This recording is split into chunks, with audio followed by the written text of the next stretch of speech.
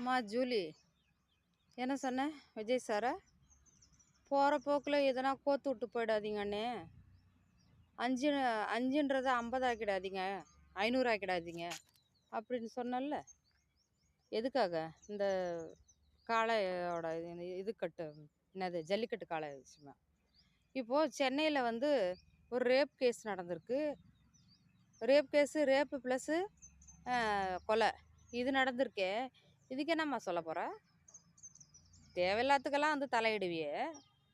இப்போ ஒரு பொண்ணையே வந்து பிச்சைக்காரையவே ரேப் பண்ணி, கொலை பண்ணி ரேப் பண்ணியிருக்கான். ம் இதுக்கு என்ன? இது போயிட்டு ஏதாவது இது நடத்து.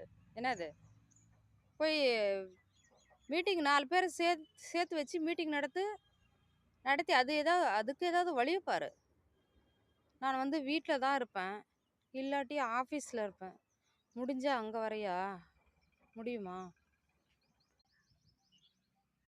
மேடம் வந்துட்டு டபுள் மீனிங்காக பேசுகிற மாதிரி இருக்குது. அந்த 41 பேர் செத்ததுக்கு காரணம் விஜய் சார். அப்படியா? அதுக்கும் அவருக்கும் சம்மந்தமே இல்லையம்மா. அதுலேயும் கோத்து விட்டுட்டு இந்த கால விஷயமா,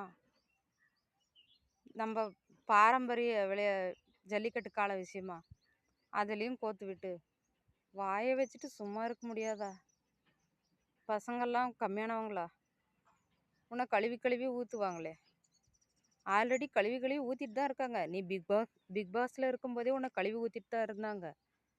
இப்போ மறுபடியும் பசங்கக்கிட்ட கழுவி ஊற்றிக்க வாங்கிக்காதம்மா. புரியுதா?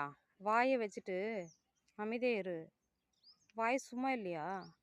உங்கள் வீட்டுக்காரெல்லாம் எதுவும் கேட்க மாட்டாரா?